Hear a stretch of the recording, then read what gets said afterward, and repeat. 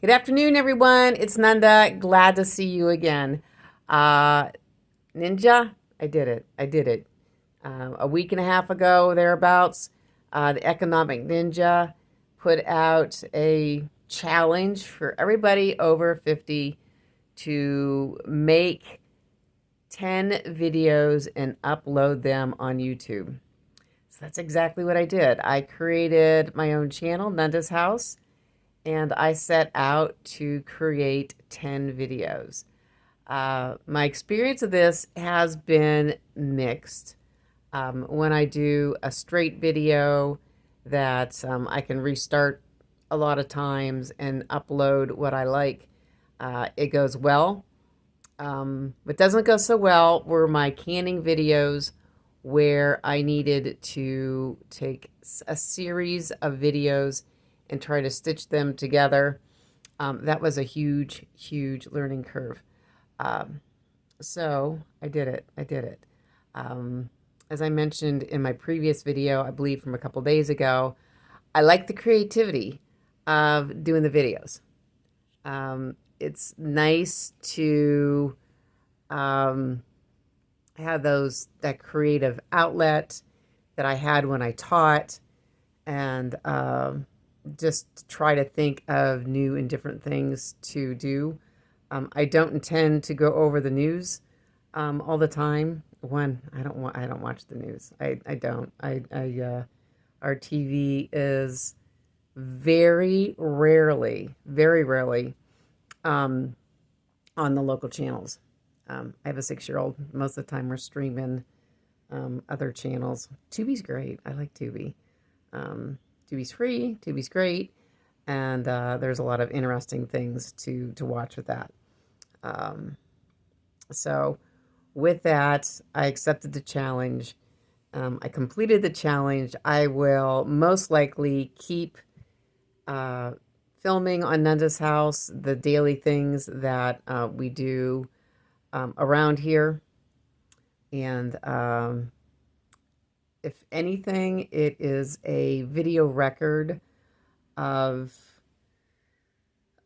my experience, my life, and what I do around here. So, yes, Nanda's House did it. We did the challenge. Um, there was one woman, she said she was in her 80s, and she hasn't come up on my feed at all. I'm not surprised, but I would be interested in what, if she did accept the challenge, if she did make some videos, in what she uploaded, because I think her stories would be fantastic. I really do. Um, so, because she's my mother's age, actually. And I've heard my mother's stories. And I'm assuming that this woman is from another place besides Northwest Pennsylvania. And it would be interesting to hear the stories from a different region and a different viewpoint.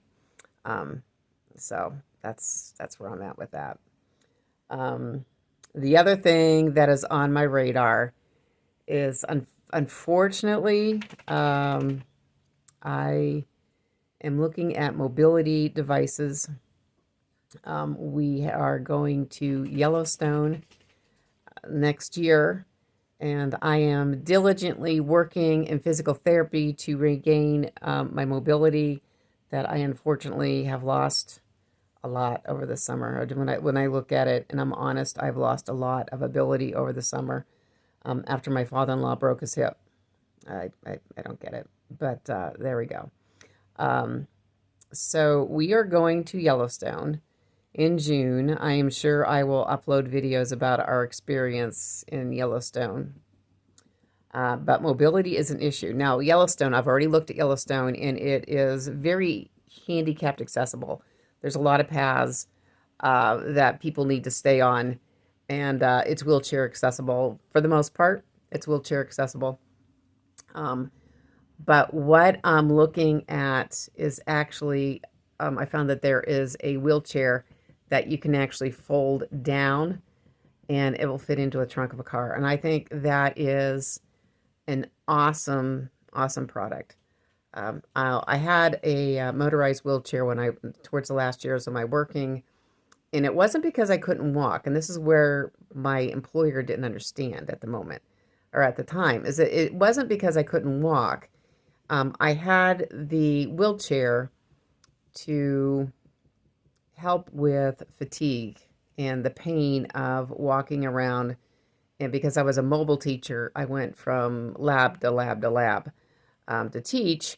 Um, I Having the wheelchair was a great benefit, especially when I got really stressed out and I wasn't having a really great day.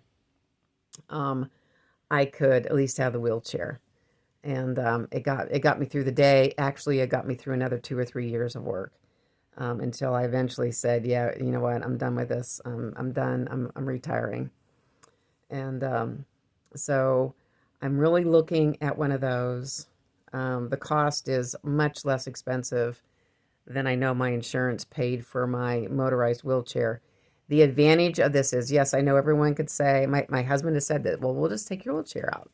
Um, well, the issue with this is that we are flying to Yellowstone, and we need to rent a car. And if I have a standard electric wheelchair, like is sitting in our barn right now, um, I would need to rent a handicapped accessible van, which they have them. They have them. It's not impossible, but it is more difficult to rent a handicapped accessible van, and it is a lot more money to rent a handicapped accessible van. I haven't priced it out, but yeah, it's a lot more expensive. Quite frankly, the trip to Yellowstone is quite expensive, and some would say that we shouldn't be spending the money.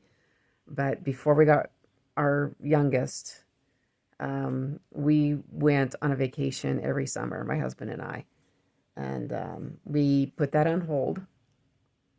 And now he'll be 7 next year. Now at 7 years old, I trust he is going to be old enough to vacation with us. Not that we haven't taken a vacation. Most of them have been driving vacations on the East Coast. So um, we'll see how it goes. But that's my new thought. And if anyone else has any thoughts about that, I don't know. I think I'm gonna go. That's what's going on in my head right now. It's like, do I get this? I think what we're gonna do is wait till after the holidays, um, and see how well I do. But if I look at it from an aspect of not so much not being able to walk, but more of a tool to help with fatigue, so I could actually enjoy more of my day. That's the selling point right there. So anyway, I wanted to make this video. I did the 10-day challenge, and I look forward to seeing what everyone else came up with that did the challenge. I will see you tomorrow. Bye.